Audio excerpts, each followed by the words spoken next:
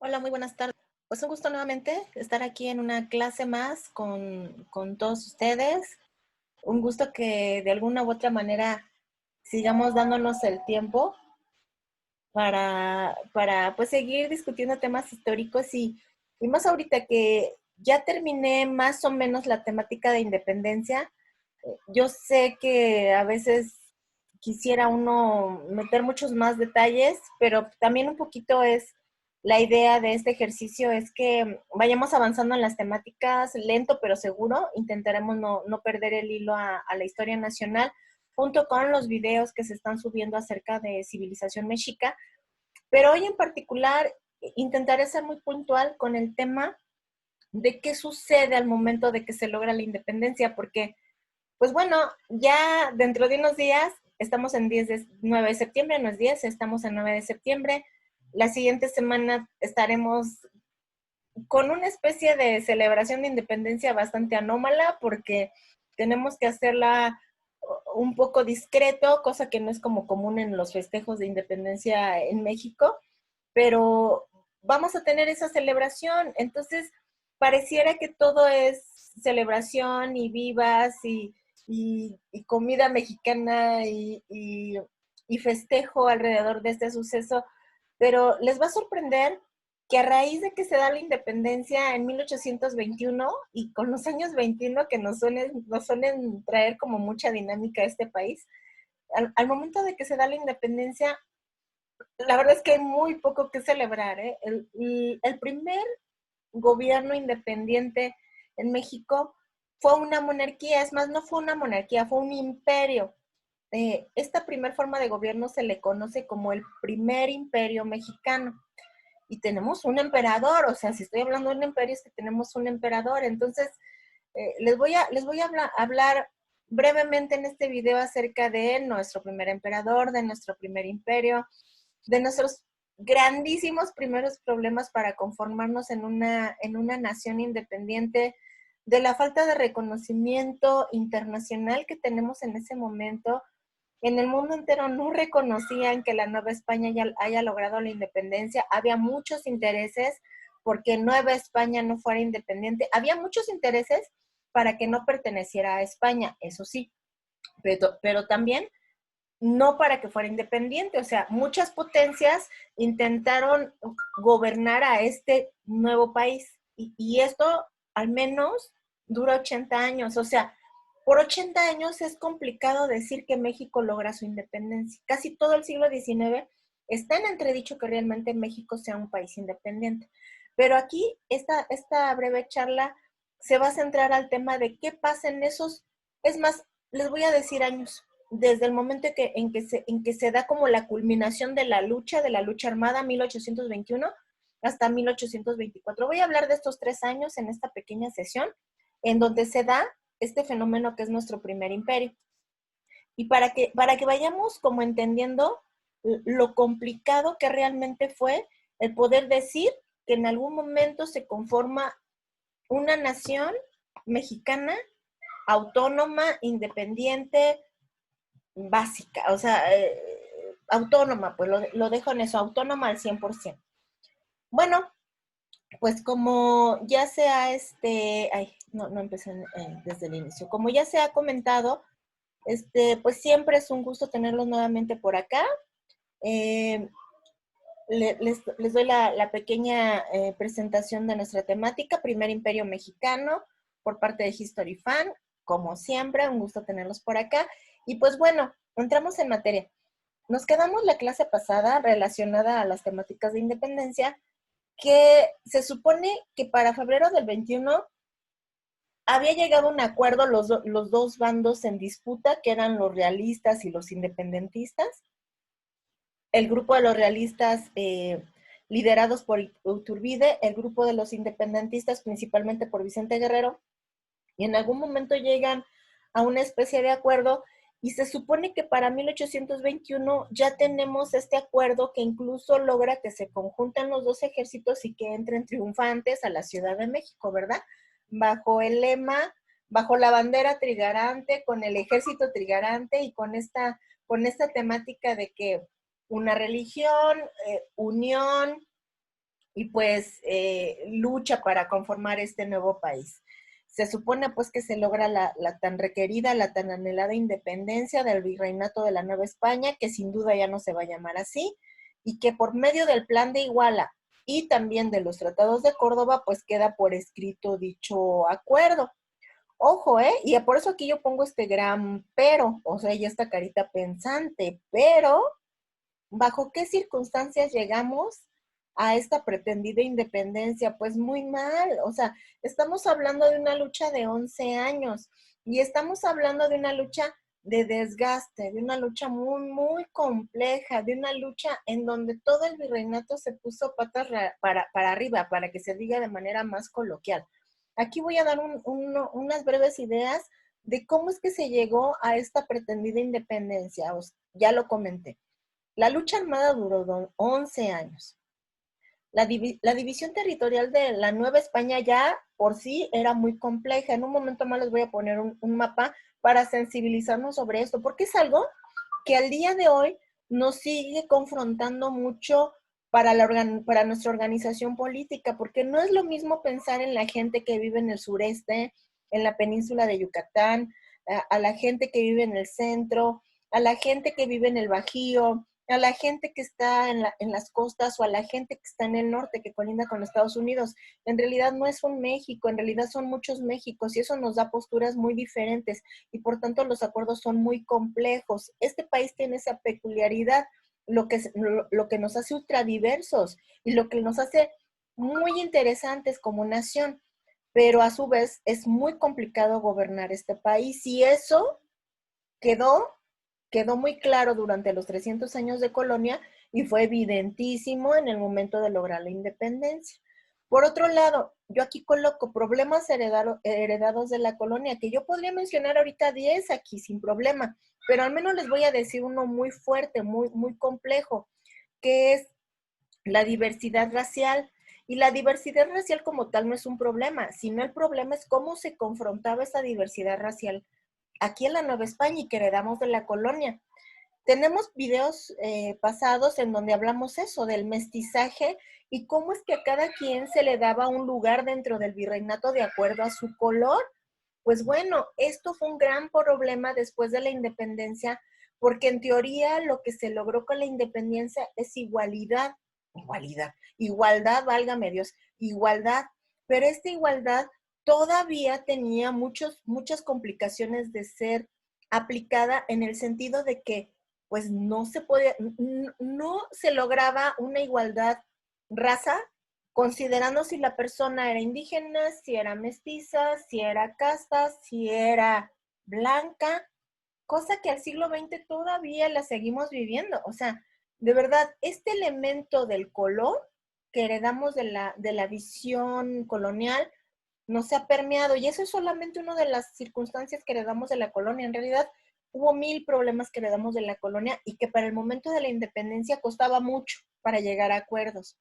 Entonces, pues, la gran pregunta es, ¿ya llegamos a la independencia? Según nosotros, eso yo creo que es lo que dijeron los independentistas, ¿no? Iturbide y Guerrero y Guadalupe Victoria y los hermanos Bravo y todos los que quedaron como que llegamos a la independencia con mucha probabilidad. Ese fue su primer pensamiento, que se logró, se logró la tan anhelada independencia, pero ¿y ahora qué?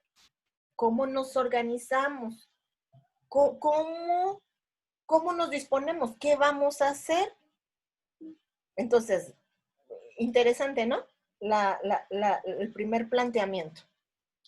Primero hay que tener clara este mapita, porque el territorio que se hereda es un territorio increíblemente amplio y ojo, yo aquí les estoy mostrando todo lo que es el territorio de la Nueva España, territorio que, como pueden ver, abarca desde el sur de Estados Unidos hasta lo que es ahora Chiapas, pero además también les estoy anexando territorio que también, que hoy por hoy es territorio centroamericano, porque al momento que se logra la independencia y que estos independentistas se conforman como una monarquía o que señalan que la forma de gobierno que vamos a adoptar es monarquía, tenemos a los territorios de Centroamérica que se unen al proyecto monárquico de México. Es decir, México abarcaba desde Oregón, o sea, toda la Alta California era parte de ese nuevo imperio, de esa nueva monarquía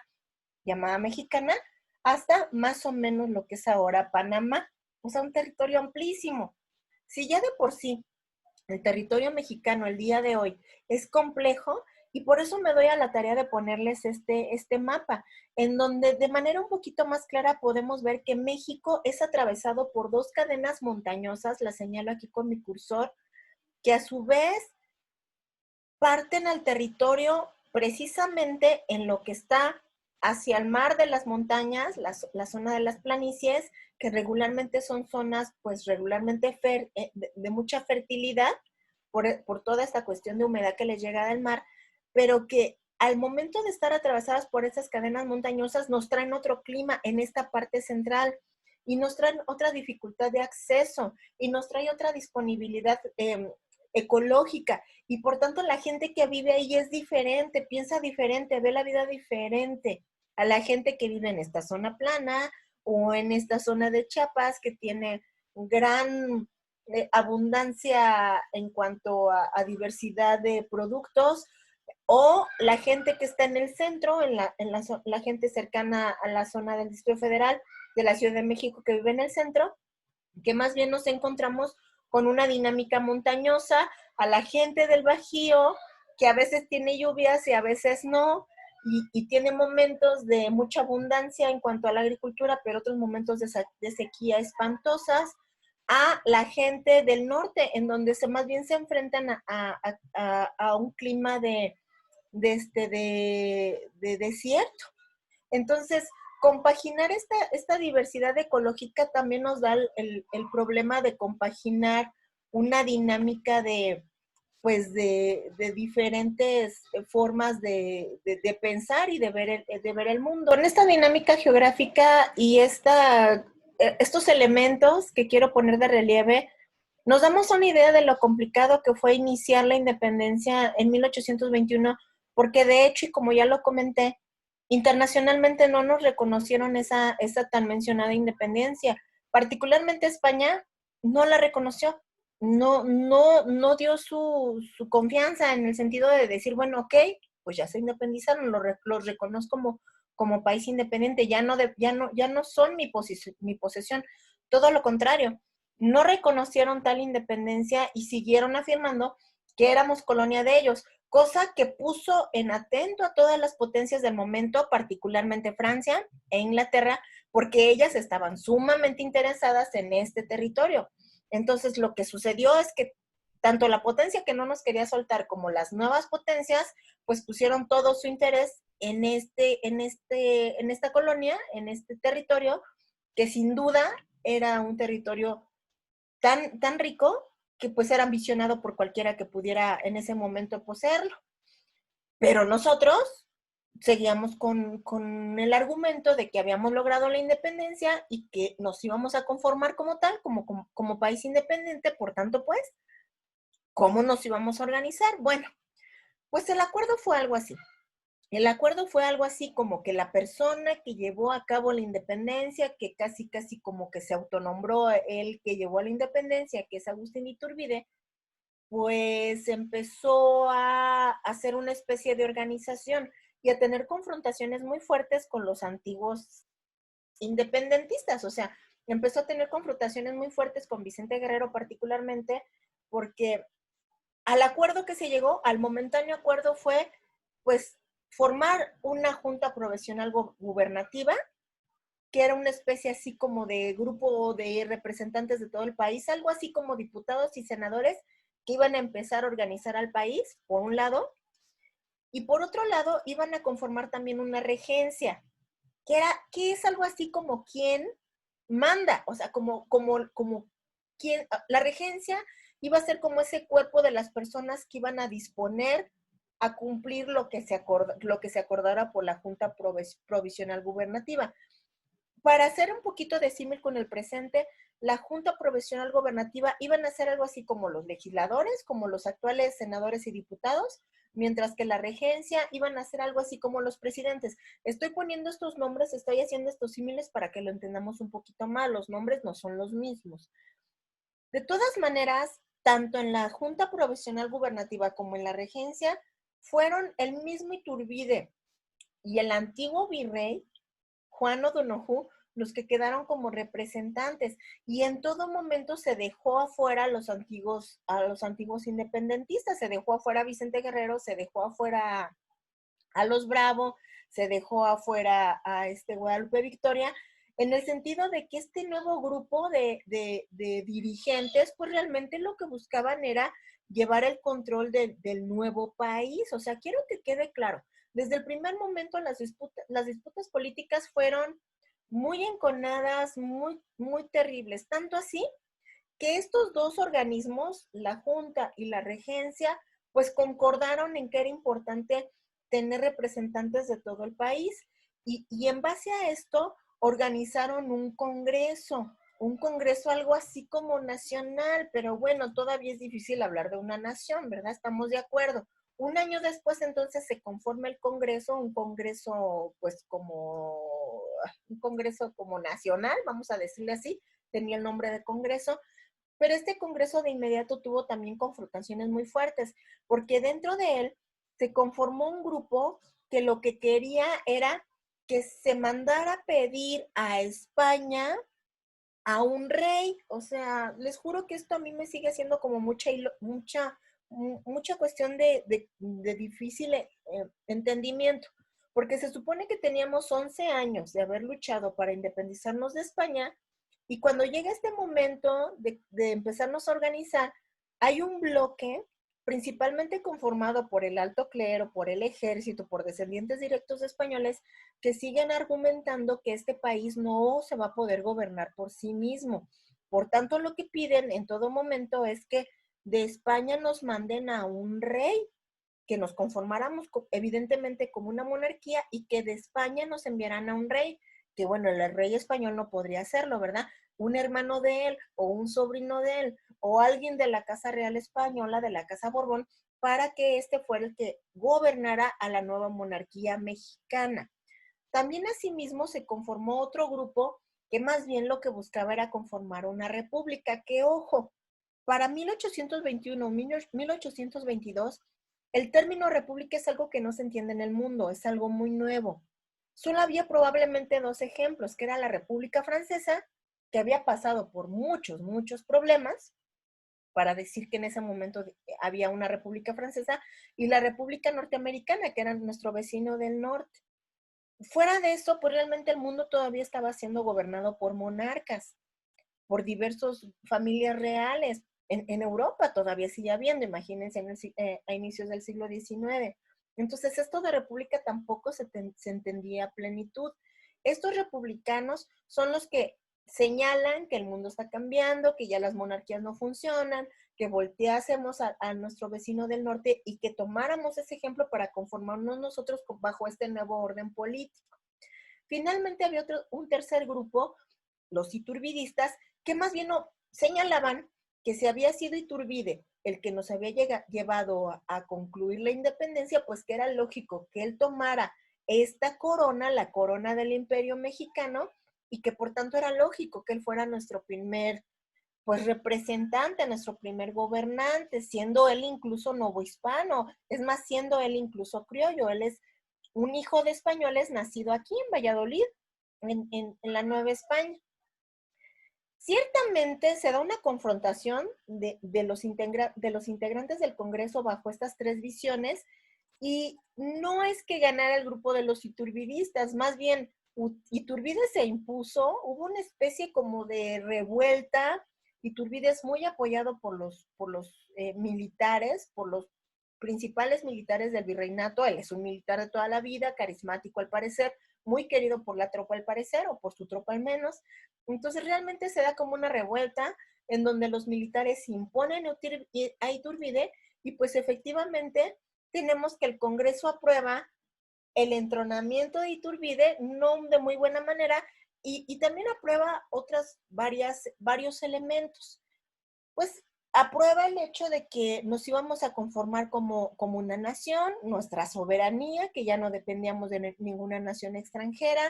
Además, aprobaba que la religión católica sería la única aceptada en esta nueva nación, en este nuevo imperio. Aprobaba que nos conformaríamos como una monarquía constitucional. El siguiente video lo voy a hacer exclusivamente para explicar los modelos políticos, exactamente a qué me refiero con monarquía, exactamente a qué me estoy refiriendo con monarquía constitucional, qué es una república, qué se entendía por república en este momento y más que eso, incluso qué es una república federal y qué es una república central, porque esos son los 4 grandes modelos que se discuten mucho en este momento. No solo en México, sino en todos los lugares del mundo, porque son los nuevos modelos políticos que se están imponiendo en varias partes del mundo. También señala el Congreso que se debería de pedir un representante español para que ocupara el trono del nuevo imperio, pero les voy a decir una cosa, fue la corona española la que no quiso mandar representante acá a la Nueva España, porque no reconocían su independencia. En virtud de que no reconocían la independencia, fue por eso que no enviaron representante español, que el poder iba a dividir en ejecutivo, legislativo y judicial, y la igualdad de todos los nuevos ciudadanos, cosa que también nos hace mucho ruido a lo largo de todo el siglo XIX. Y como les comento, pues, hay toda esta disputa dentro del Congreso con estas 3 facciones. Finalmente logra imponerse la facción iturbidista. Iturbide se impone como emperador, como rey, vamos a poner el término, como rey de esta nueva nación, y se da su entronamiento en el 22, en 1822. Y les voy a decir como de manera muy clara y muy cierta, le dura muy poco el gusto, porque casi de manera inmediata hay muchos señalamientos a este nuevo gobierno que tal vez nos resulten familiares, desafortunadamente, porque a pesar de que la nación estaba quebrada, a pesar de que teníamos problemas terribles al conformarnos como nueva nación, pues empieza a haber muchos señalamientos de que Iturbide está llevando una vida muy holgada, de que está teniendo unas fiestas bien impresionantes en Palacio Nacional, de que efectivamente se cree esto de que es emperador y que vive como tal, de que está pidiendo prestado para llevar una vida acorde a su nuevo título imperial. Entonces, el Congreso mismo empieza a hacer señalamientos muy fuertes en contra del emperador. Se da un levantamiento armado por uno de los cercanos a Iturbide, que es Antonio López de Santana, un personaje que nos va a estar haciendo mucho ruido para las futuras clases. Y este personaje, Santana, hace un levantamiento militar en contra de Iturbide en un plan que se llama el Plan de Casamata en 1823. Es tan fuerte la presión militar en contra de nuestro nuevo emperador que es obligado a abandonar el país. O sea, literalmente lo corren del país a nuestro emperador, a él y a su familia. Tiene que irse a refugiar a Europa, particularmente se refugia en Londres, en Inglaterra, en la ciudad de Londres y en algunas partes de este país. Y aquí nos quedamos nuevamente ya sin gobierno. O sea, realmente tenemos nada más un año de este pretendido primer imperio. Hay mucha desorganización política y muchos intereses de los que participaron en la guerra de independencia. Se le pide no tan amablemente al nuevo emperador que se retire del país, y el Congreso, por tanto, tiene que organizar nuevamente una forma de gobierno provisional.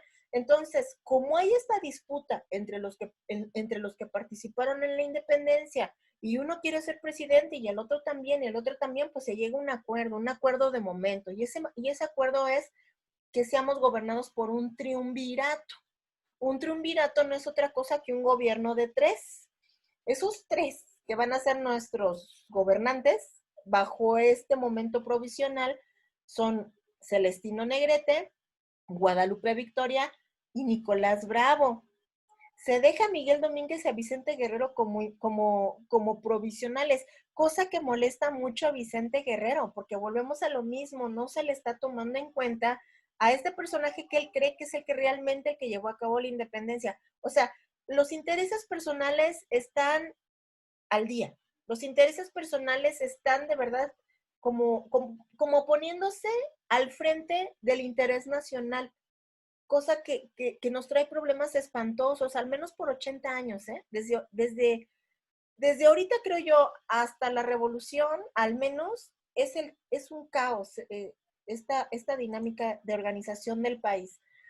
Finalmente, este elemento de que es cesado, vamos a poner esa palabra, de que el primer emperador, de que Iturbide es cesado de su papel de emperador y extraditado al exterior, hace que muchos estados incluso intenten salirse del nuevo país, cosa que sucede con toda Centroamérica. Al momento de que Iturbide se retira, Centroamérica entonces dice, entonces yo ya no quiero. Si no es bajo lo que me dijeron al principio, yo ya no participo en ese proyecto. Todos los países de Centroamérica se deslindan de este nuevo imperio, salvo Chiapas, que también en algún momento se había separado, pero luego se volvió a unir al proyecto del Imperio Mexicano o de México. Y es ahí, en el 23, con toda esta cuestión del triunvirato, que se proclama la República. Y la verdad es que vuelvo a lo mismo, por eso va a hacer falta en el siguiente programa explicar cómo exactamente a qué me estoy refiriendo por monarquía constitucional, por república, y en el caso de las repúblicas, a qué me refiero con república central o con república federal, porque de verdad ni siquiera se entendía de manera certera cuál era el modelo que se iba a implantar, porque eran modelos muy nuevos, porque eran modelos que todavía se estaban experimentando en inicio, en pocos lugares, como en Francia y en Estados Unidos. Finalmente, pues, entonces se proclama la República, la primera República Mexicana, vamos a decir así, con el primer presidente que representa esa república, que es Guadalupe Victoria. Por tanto, pues, cuando doy esta parte de esta información en clase, les digo a los chicos, a ver, ¿cuál fue nuestro primer representante como ya independiente? ¿Cuál fue nuestro primer gobernador como país independiente ya? Pues el primero fue Agustín de Iturbide, que fue el emperador, nuestro primer emperador, representante del primer imperio mexicano. Pero ¿quién fue nuestro primer presidente? Pues nuestro primer presidente fue Guadalupe Victoria, el que ya finalmente toma la presidencia en el momento en el que este triunvirato finalmente se organiza y declaran que este país ya no se va a conformar como monarquía, sino como república. Pero, y siempre hay un pero, como ya les comento, va a ser importante explicar a qué me estoy refiriendo con república y explicar cuáles van a ser los principales problemas a los que se va a enfrentar esta nueva república. Así que esta historia continúa, chicos. Les agradezco mucho que tengan a bien a ver estas clases. La verdad, se hacen con mucho cariño. Sigámonos cuidando y esperamos que ya pronto empecemos a retomar algunas actividades fuera de casa. Les agradezco mucho. Bye a todos.